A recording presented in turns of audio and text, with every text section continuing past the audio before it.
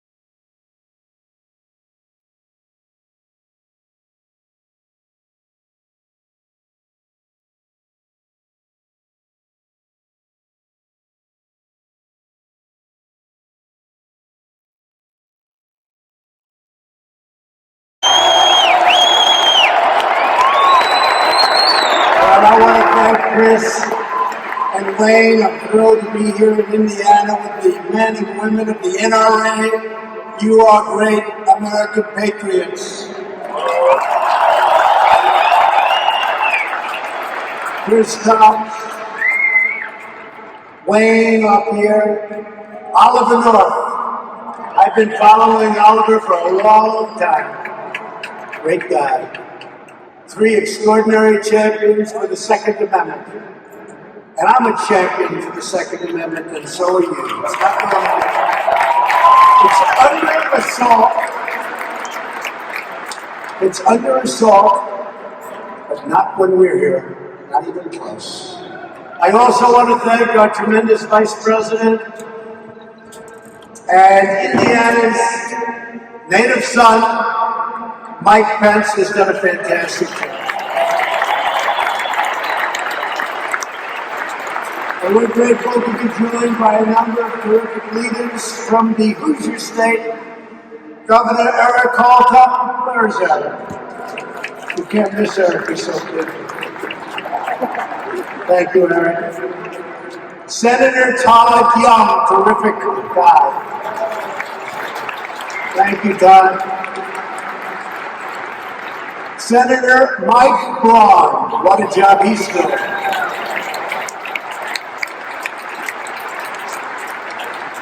And Representative Greg Pence from Indianapolis. Thank you, Greg. Jackie Wolarski. Jackie, thank you. Jim Baird and Jim Banks, great representatives. Thank you all very much. Tremendous help. Tremendous. I also want to recognize Secretary of the Interior, David Bernhardt. What a job he's been doing. David, thank you. A great friend of mine, Kentucky Governor Matt Bevin.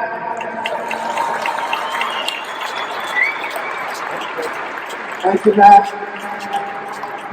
And the House GOP whip, a man with more courage than most of us here today.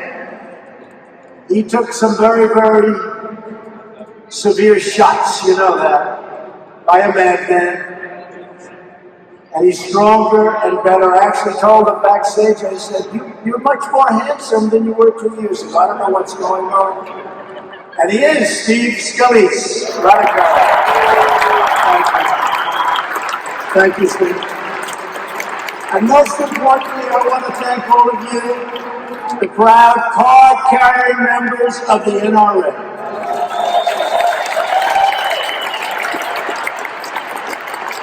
Every day you stand up for our God-given rights without exception, without fail, and without apology.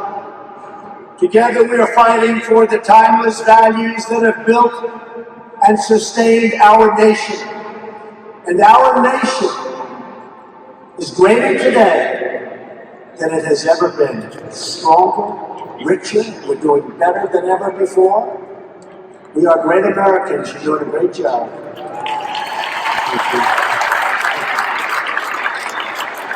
We believe in the rule of law, and we will always protect and defend the Constitution of the United States. There are some people that are running right now, I don't think they have that number one on their list. We believe that children should be taught to love our country, honor our history, and always respect our great American flag. We believe in the right to self-defense and the right to protect your family, your community, and your loved ones. We believe in the wisdom of our founders. And we believe in freedom and liberty and the right to keep and bear arms.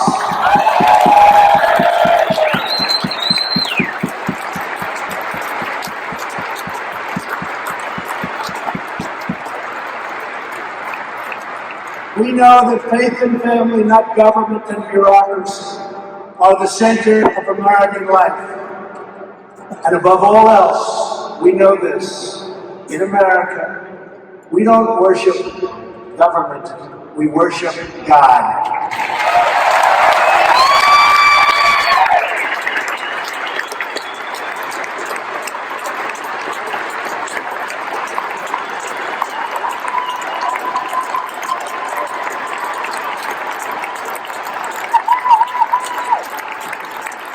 Every day of my administration, we are taking power out of Washington, D.C., and returning it to the American people where it belongs.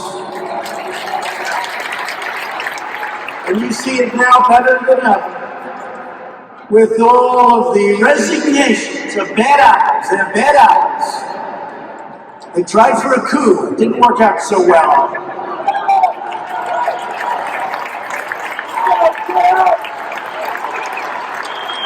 And I didn't need a gun for that one, did I? All was taking place at the highest levels in Washington, D.C. You've been watching, you've been seeing, you've been looking at things that you wouldn't have believed possible in our country. Corruption at the highest level, a disgrace. Spying, surveillance, trying for an overthrow. And we caught him. We caught him. Who would have thought in our country? But it's called what we all together have done. Started 2.5 years ago on that great November 8th. It was a great day. Remember that day? Great day. In a year and a half, we have one called November 3rd. It's November 3rd this time. Get ready to vote. You better. You better get ready to vote. But it's all called draining the swamp, and we are doing it faster than anyone ever thought possible. Very proud.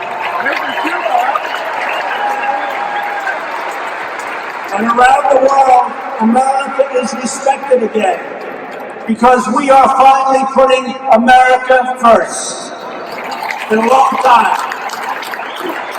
Our economy is now the hottest anywhere on the planet Earth. Just this morning, we learned that the GDP smashed expectations with the economy growing at an annual rate of 3.2% in the first quarter, always the worst quarter for whatever reason. 3.2.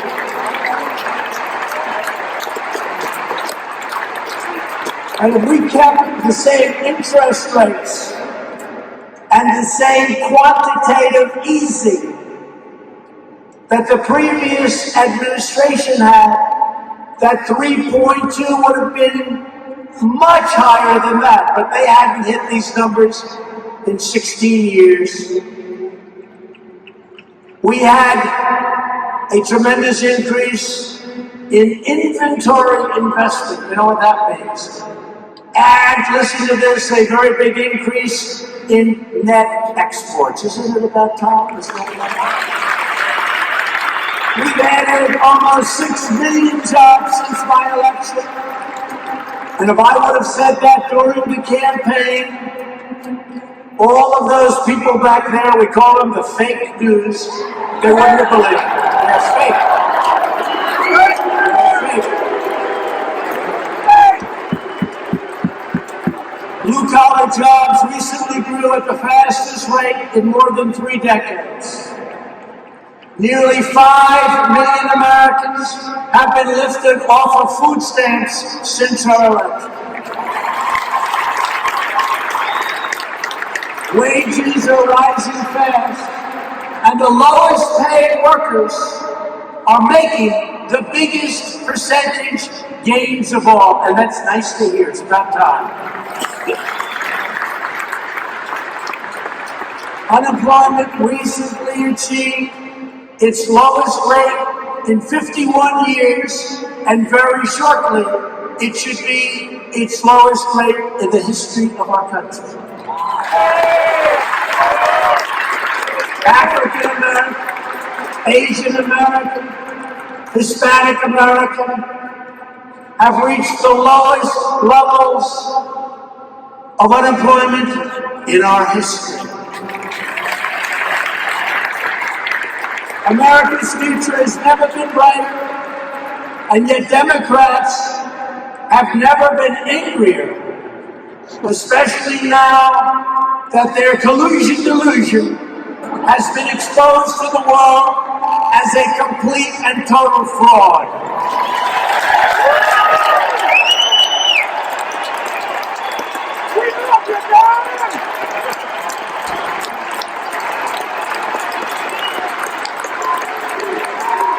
It's been the greatest political hoax ever in our country. Instead of working with us to rebuild our infrastructure, lower drug prices, which, by the way, this year, for the first time in 50 years, drug prices went down. We're going to go down a lot lower. And instead of working with us to fix our trade deals, which I'm doing without, and continue creating millions and millions of new jobs, which we're doing at a level that people have not seen before, that people don't even believe. Democrats are obsessed with hoaxes, delusions, and witch hunts. That's what they're obsessed with. That's what they want to do. And we can play the game just as well or better than they do. Far-left radicals in Congress want to take away your votes, your jobs, your rights, and they especially want to take away your guns. You know that. They want to take away your guns. You better get out there and vote. You better get out there and vote. It seems like it's a long ways away. It's not. I was saying to Melania, our great First Lady, whose birthday it is today. Happy birthday, Melania.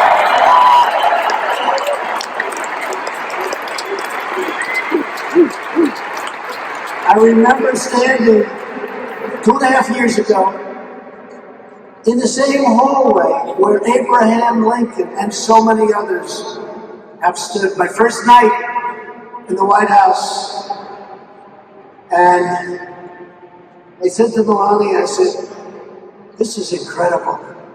And 4 years seemed so long away. And now here we are. We're getting ready to start up the campaign again. Start up the campaign again. I never want to do anything with MAGA because MAGA country and MAGA, Make America Great Again, has been great. But we've really made it great.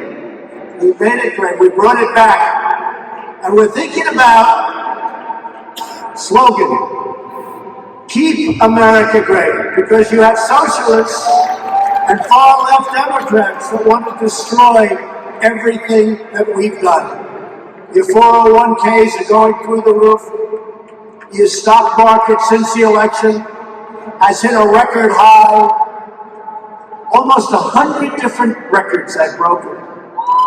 Record high. But everyone's like a genius now. They buy stock and they're all up. Everybody's benefiting and jobs are benefiting.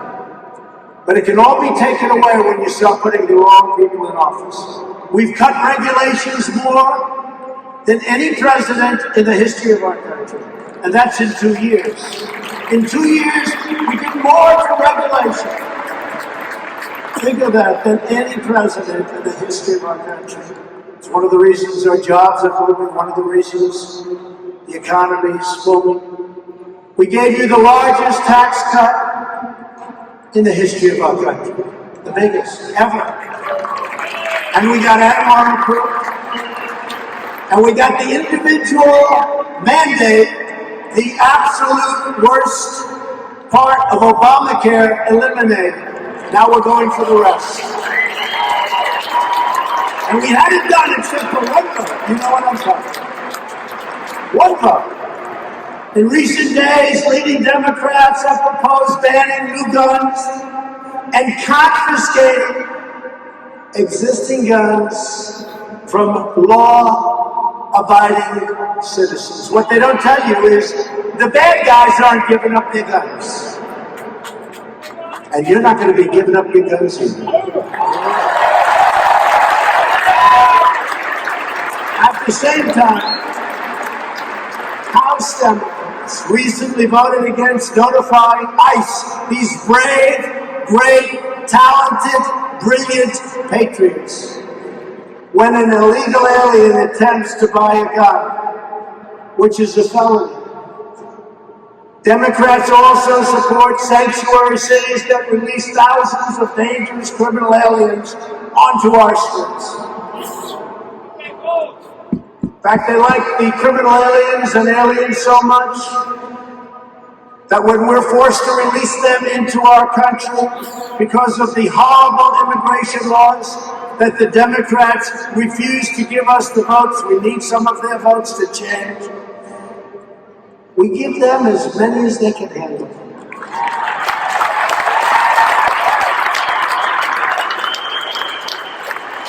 And they're not too happy about it, folks. They're not too. They said, who came up with that idea? They said only Trump could come up with that idea. We give them as many as they can handle. In other words, Democrats want to disarm law-abiding Americans while allowing criminal aliens to operate with impunity. But that will never happen as long as I'm your president, not even close. I promise to defend the Second Amendment rights of every American, and I always will. I'll never let you down. Never let you down. I haven't so far, and I won't. Because as the famous saying goes, when guns are outlawed, only outlaws will have guns. Very simple. The Democrats are also working hard to block the wall. But we are building the wall. They're not happy about it. And we will have over 400 miles of wall built by the end of next year.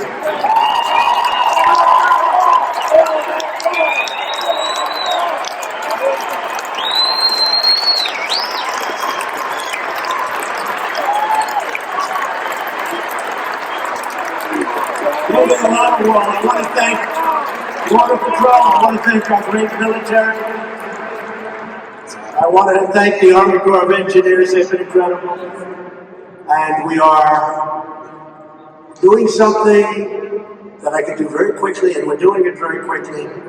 But dealing with these people is very, very difficult if you haven't noticed. Okay? Any politician would have given up a long time ago. So we'll have over 400 miles of wall built by the end of next year. It's going up rapidly.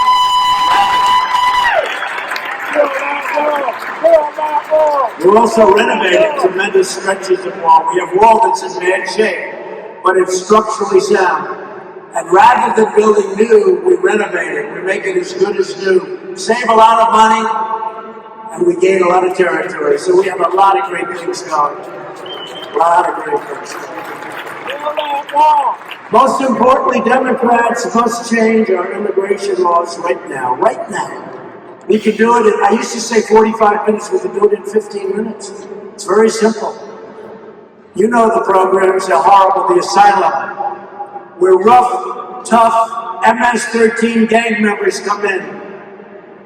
You don't want to meet with these people, but ICE doesn't mind, because ICE is throwing them out of our country by the thousands. And the Democrats want to eliminate us. Boy, oh boy.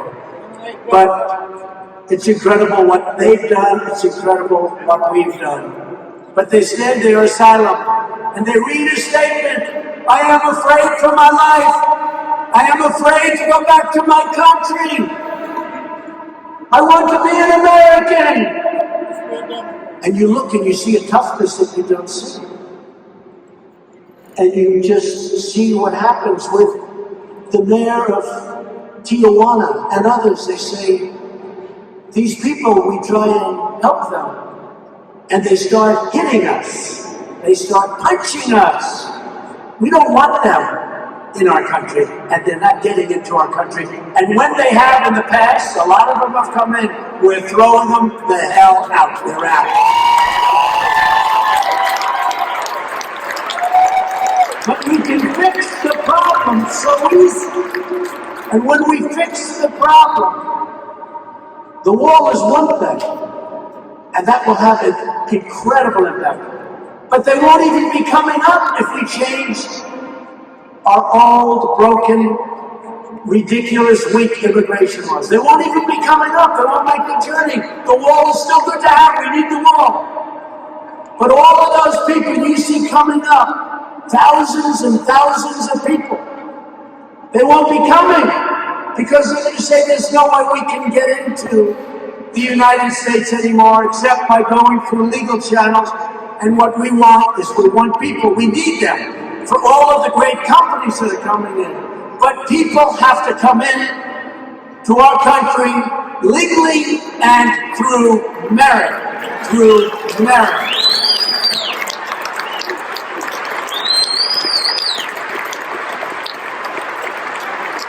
One of the greatest threats to the Second Amendment and to American freedom itself are activist judges. You see it every day. Every day. They almost always file in a certain little jurisdiction. I won't tell you what it is, but you all know. Every time we get sued on the ban, which we ended up winning, you know, we have the ban. We lost in the Ninth Circuit.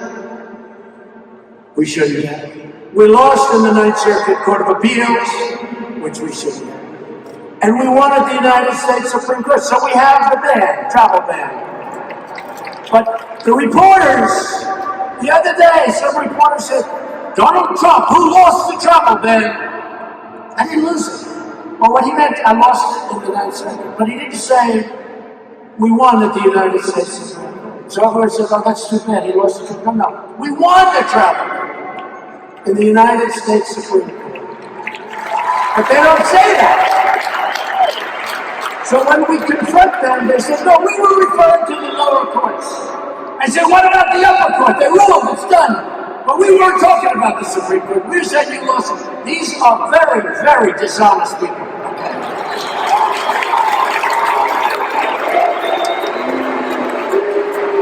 Nobody gives a why.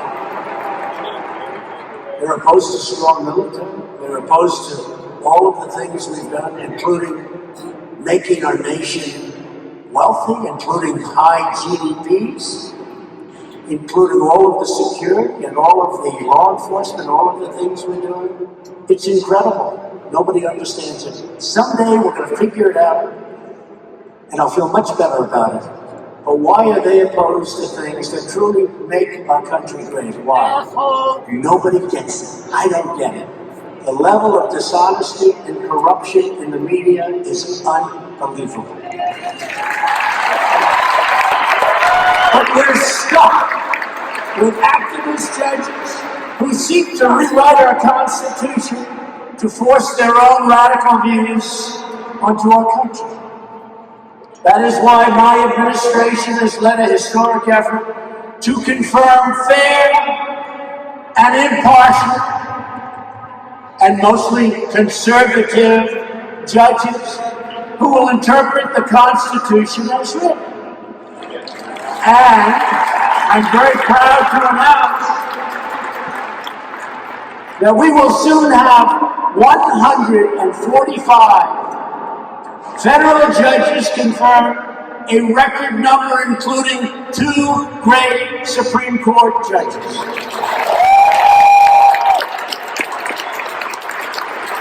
Justice Kavanaugh, 2 fantastic justices. In fact, next week, we will confirm our 100th federal judge. Nobody knows what that means.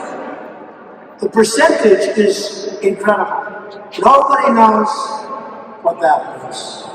And in the end, I expect to have the second highest percentage of judges confirmed in the history of the United States, more than any other president, except one. I'll never beat this one.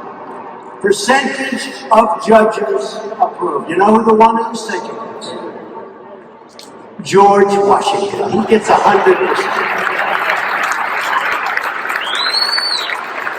Now he got 100%. He named everyone. And you know what? We'll have more of them. George Washington. But we're also defending free speech on our college campuses. Last month I signed an executive order requiring public colleges and universities to respect the First Amendment rights of their students or risk losing tens of billions of dollars in federal funding. You don't want to hear another voice. You don't get all of this tremendous amount, in some cases, ridiculous amounts of power. And we have shut down the previous administration's massive abuse of power, known as Operation Choke Point. Under this ill-advised program, government bureaucrats discouraged banks from making loans to gun retailers, a backdoor attack on private gun ownership that will never be allowed to happen on my watch. That's step one, folks. Step one. You know what step 2, 3, and 4 is?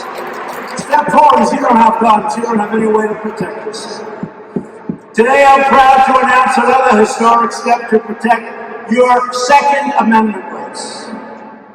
And I didn't tell Chris and Wayne and Oliver, I didn't even tell them about it. So they're listening to this big room someplace and they're saying, I wonder what he's going to do. The good thing with me, you never know.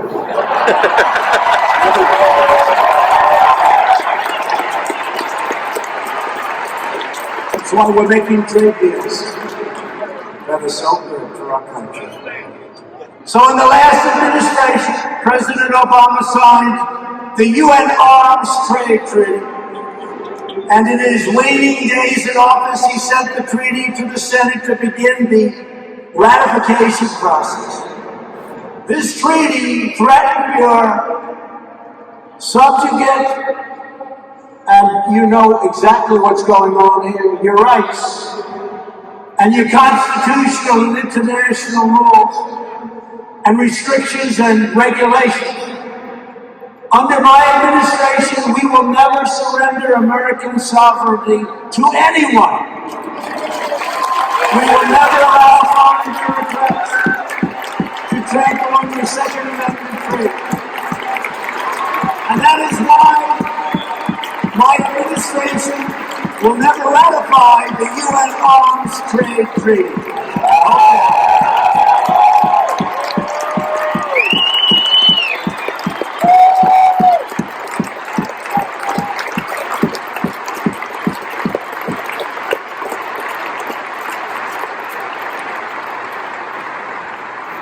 I'm impressed. I didn't think too many of you would really know what it is. You know what it is? A big factor. When I see a couple of very happy faces from the NRA over there. And I am officially announcing today that the United States will be revoking the effect of America's signature from this badly misguided treatment. We're taking our signature back.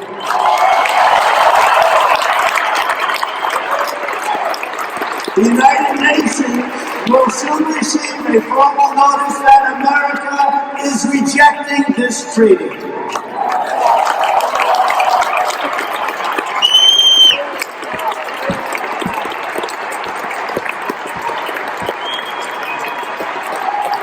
As part of this decision, I will sign right now, in front of a lot of witnesses, a lot of witnesses, a message asking the Senate to discontinue the treaty ratification process and to return the now rejected treaty right back to me in the Oval Office where I will dispose of it.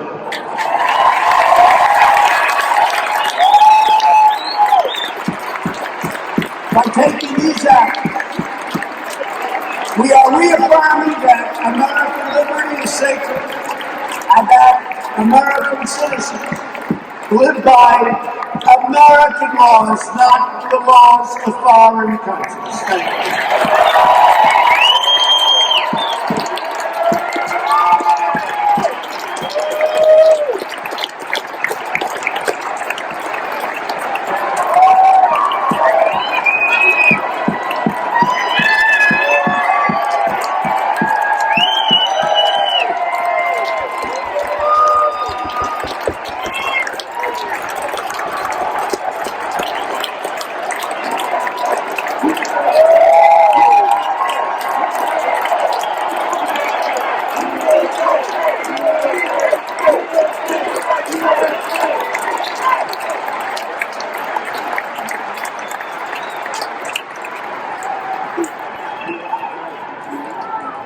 They all want the pen. Can you believe this? Should I give it to them?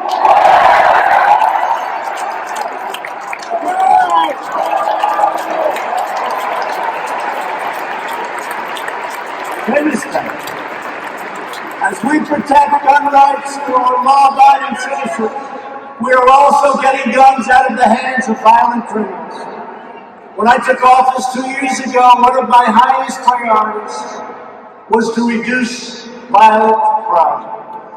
In the 2 years before my inauguration, the murder rate had increased by more than 20%, and the United States had experienced the largest increase in violent crime in over 25 years.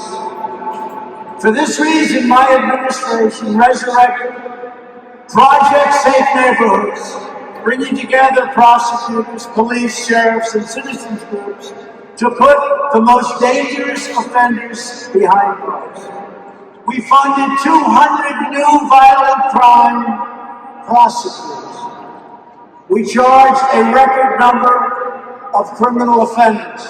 And last year we prosecuted the most violent criminals ever in our history. And now violent crime is way down. Murders in America's largest cities dropped by 6% between 2017 and 2018. But I do have to ask you, what the hell is going on in Chicago? What is going on? If we could solve that problem, we would have been down even a lot more. And it's not a tough problem to solve. You're going to let law enforcement do what they have to do. They'll solve the problem very quickly. Very quickly.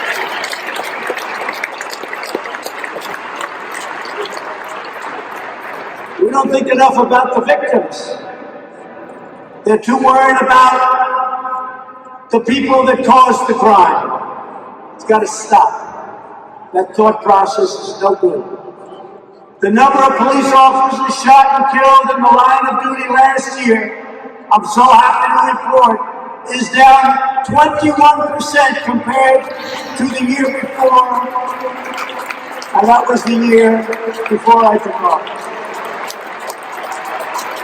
One of the reasons is that we are supplying police with surplus military equipment, supplies, and gears that the previous administration refused to give up. This is surplus. This is extra. We don't need it. Great equipment.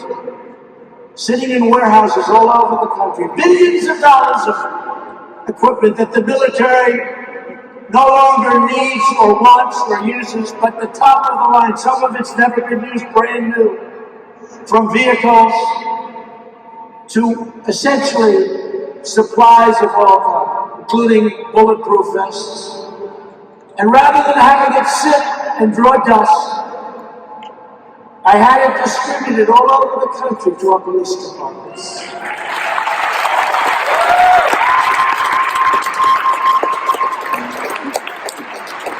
And that's why you see these numbers. It's a great thing. You know, a lot of being president is common sense, right? Common sense. Have a good heart, but it's common sense. In this administration, we will always stand with the heroes of law enforcement. They're heroes. They're brave. They're brave. And they will tell you They haven't felt so proud of themselves for many years because they were abandoned by Washington. They were abandoned by our politicians. And not just the Obama administration. Before that, they felt abandoned. Well, they know that I love them. And we're going to protect them just like they protect us.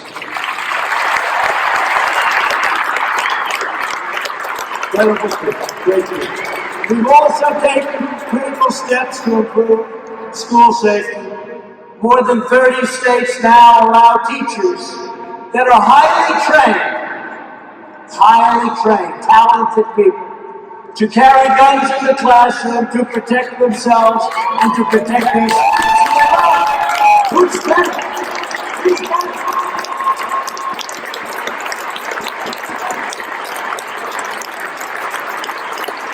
I've been calling for that for the last 2 years, and I think we had a big impact. Some legislation's passed, and they don't have that few paragraphs. And the legislators actually go back to governors and say, we're not passing it unless you allow that to happen. So we've come a long way. But who's better to protect our students than the teachers that love them?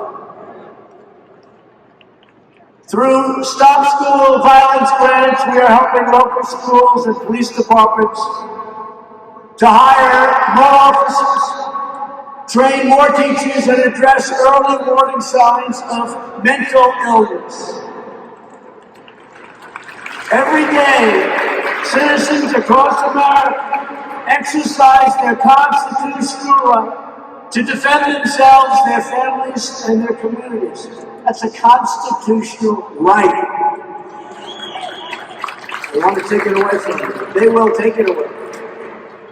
You let these maniacs get into office, they will take that right away. I mean, you see what's going on. Let the Boston bomber vote. He should be voting, right? I don't think so. Let terrorists that are in prison vote. I don't think so.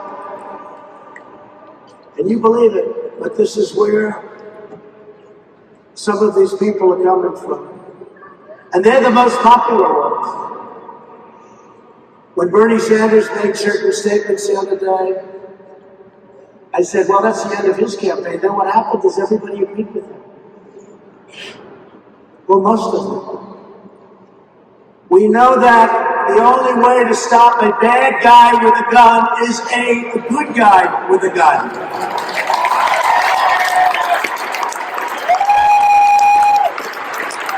Now, I wanted to be a little bit more original than to use a phrase that you've probably heard 1,000 times. But what's a better phrase than that? We can't do better. How simple is that? Today, I want to give a few of these brave citizens a chance to share their stories directly with the American people. A lot of television back then. Of course, when I start going after them, you watch those red lights go off. They don't want any part of it. They turn those and then they come back. They need the ratings.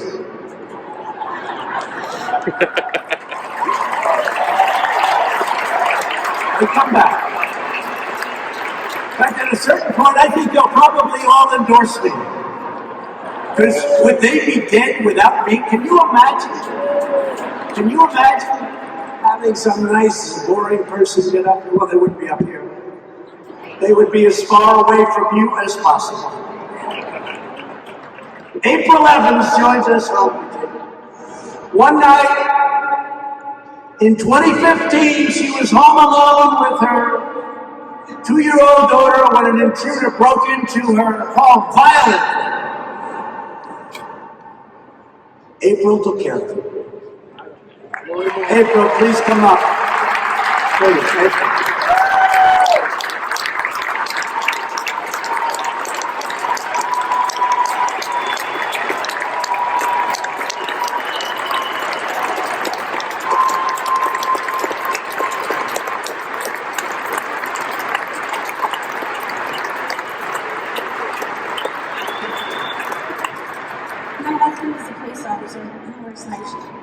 One night he was at work, and my daughter hadn't come back. Someone started banging so hard on the door it broke in 2 places. He He demanded that I let him in. I called 911 and I went to my room to get the gun. I heard a loud crash and I came out to the hallway to see. He was running towards me with a look in his eyes that I'll never forget. I shot him twice and I held him at gunpoint until the police arrived.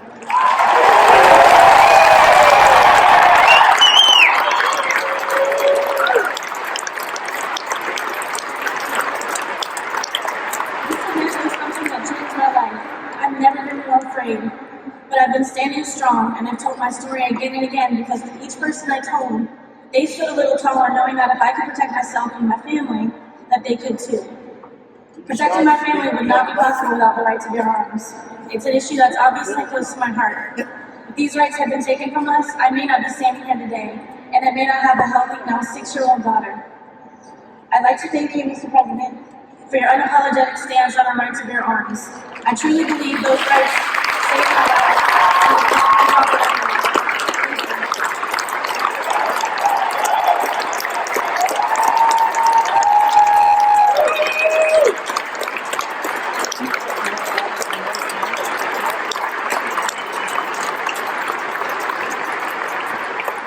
Thank you, April. She was able to defend herself. Also with us is Mark Vaughn, who owns a meat processing plant in Oklahoma. When an employee began attacking co-workers with a knife, viciously and violently, Mark drew his gun and ended the assault immediately, saving countless innocent lives. Mark, please come up.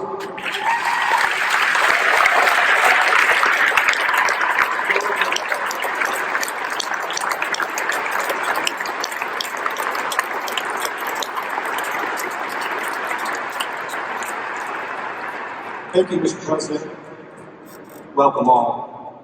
I got a call late one Thursday afternoon while sitting at my office. A frantic call from our customer service group said an attacker with a knife was victimizing people in our office. I ran to my vehicle, ran the 100 yards to the other end of our complex. It was a very chaotic scene. Screaming, crying, blood everywhere. I immediately entered the building, ran down a hallway. I immediately entered the building, ran down the hallway, and saw a man attacking a woman in the neck and head with a large knife. I yelled. He stopped, paused for a moment, and ran at full speed toward me. At about 18 feet, I fired 3 rounds from my AR-15 carbine.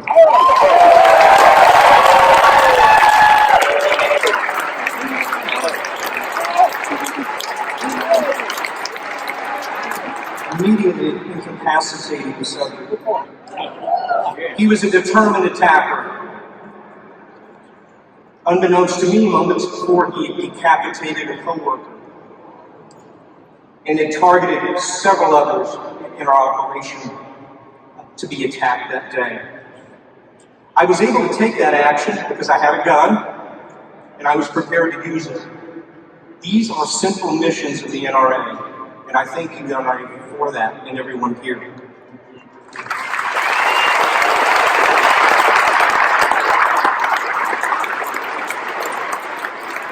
We have but one true thing, one true mission before us today, and that's to come together like we never have before, to preserve our foundational freedom to bear arms in the defense of ourselves, those we love, those we seek to protect, and most importantly, our liberty.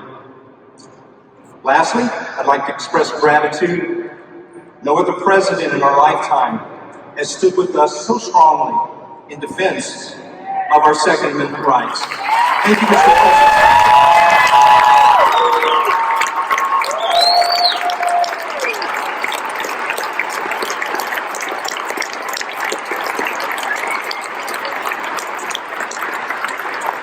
Thank you, Mark.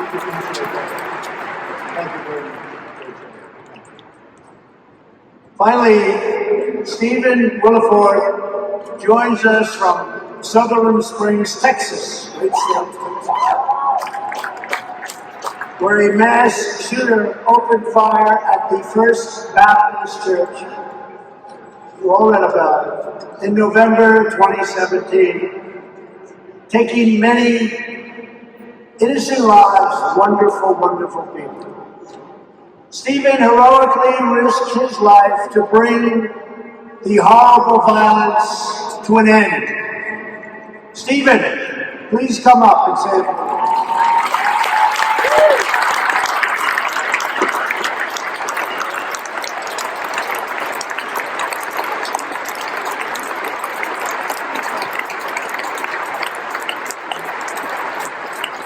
I would like to thank first the NRA for this opportunity, and then I would like to thank our president for this opportunity.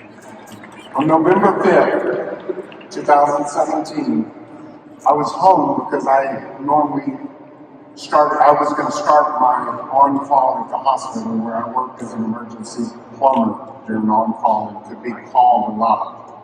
So I stayed home from church that day because I wanted to get rest. Wasn't to happen.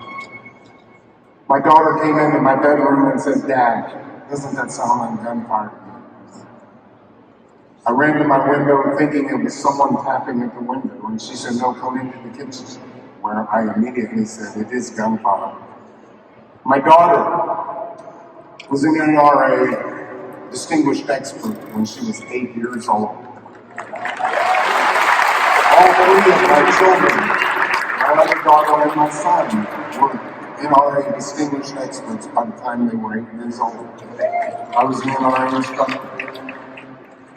I ran to my safe, and my daughter ran outside, ran out to her car, got in the car, and ran reconnaissance flight. She ran up to the corner and came back while I was getting the gun out of my safe and loading it, and she said, "Dad, there's a man in black tactical gear shooting up the church." And I said, "Did you call 911? She said, "I did. They're aware of it." Right away, they told me police were coming, but I couldn't wait. I couldn't wait. Our police department in Wilson County is some of the best officers in this world, and they were racing as fast as they could. But my community couldn't wait for them. I ran out the door and I told my daughter to load another magazine for me because I gave her busy work. I didn't want her to be there if I failed. And I didn't want her to be there for a target for him. The Holy Spirit took over me at that moment, and as I ran across the street, I yelled out. The gunman heard me inside, so did some of the people from the church, so did my own daughter. He came running out of the church and started shooting at me. I put 2 shots, center mass. He stopped shooting at me, ran to his vehicle. The 2 shots, center mass, he had class 3 body armor on. They made no difference, but when he ran and turned around his door to his vehicle, I put 1 in his side and 1 in his legs. He got in his vehicle, he put 2 more shots through the side window. I put 1 where I perceived his head to be, and shot through the window. He took off and ran away down the street, and I'm thinking, oh my God, he's getting away. I ran out into the street, took 1 more shot that went through his back window, penetrated the driver's side seat, and hit him just right at the left shoulder blade. He continued to run. I met up with a man that was just parked and watched the whole thing. And everybody in this world would have just driven on. But this is Texas. We are known for our sanity. I found out later his name is Johnny, and I got in the truck with Johnny and we gave chase.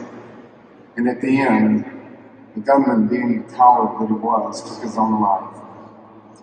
Inside the church were more heroes than we can even talk about in a limited amount of time. But I'm here today to talk about the fact that I used my own AR-15 to confront a shooter that had dropped 15 30-round magazines in my church. He murdered 26 people and injured 20 more there were only 7 people that walked out of that church without a gunshot wound. If it were not for our Second Amendment rights and the right to carry an AR-15, the same style gun that he had, then I would have been outgunned myself. If it were not for God covering me and protecting me, I would not have been successful that day. I want to thank the NRA for being relentless in protecting our Second Amendment rights. And I would like to thank this president for defending the Second Amendment. And I would like to say today, he says, make America great again. And he's including you. You will make America great again with him. But he needs you, he needs your vote. And if you do not get out there and vote for this man, then it's on you. Thank you very much to the NRA, and thank you for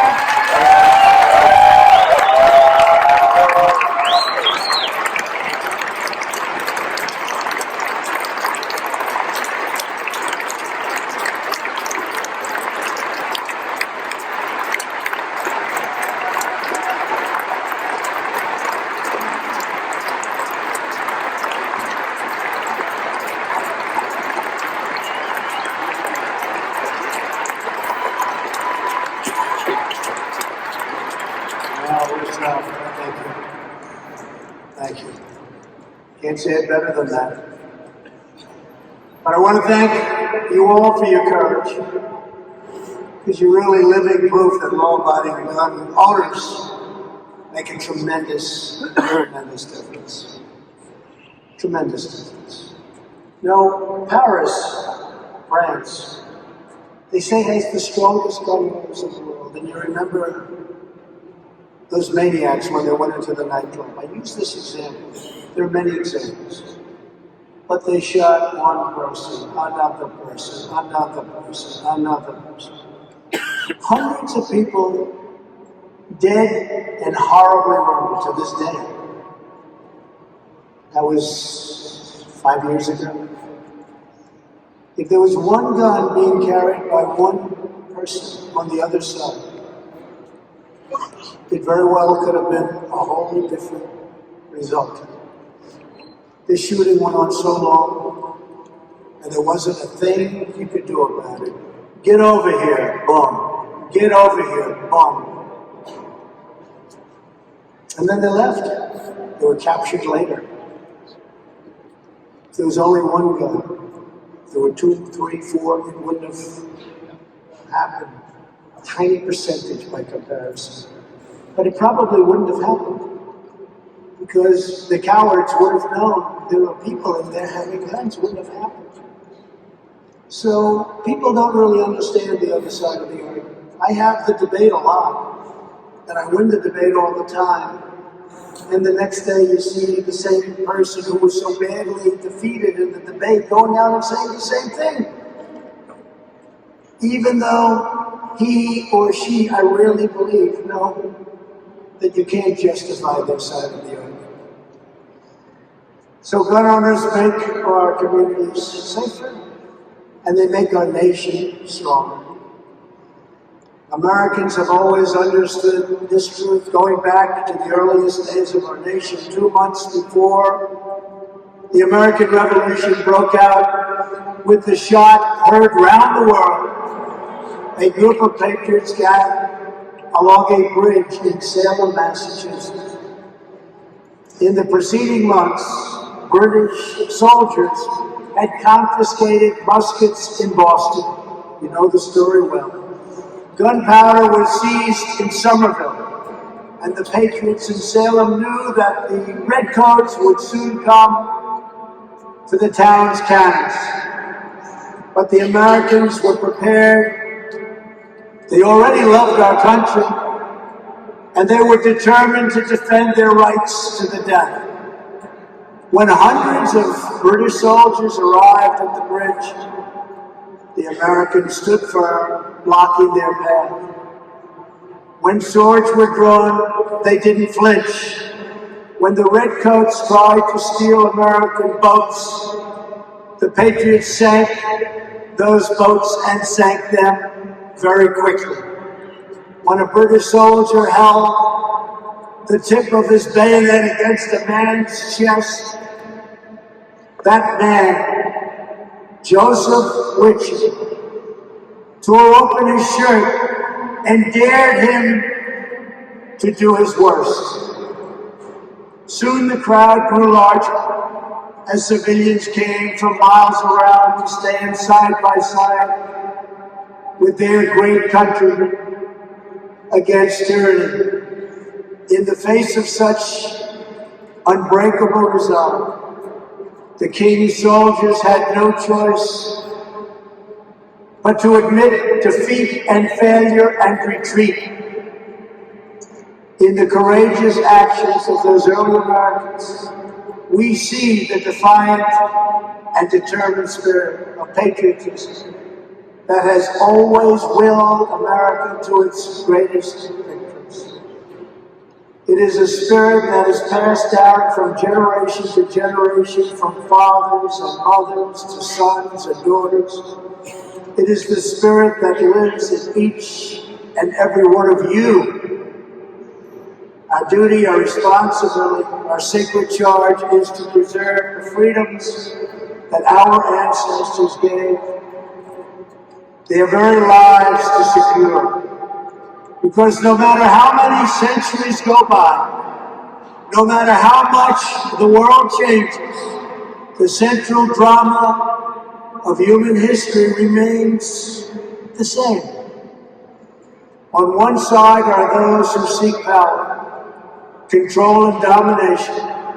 And on the other side are patriots like those in this hall who stand upright and plant their feet in eternal defense of our liberty. And with God as our witness, we swear today that we will defend our rights, we will safeguard our freedoms, we will uphold our heritage, we will protect our Constitution, and we will make America stronger, prouder, safer, and greater than ever, ever, ever before.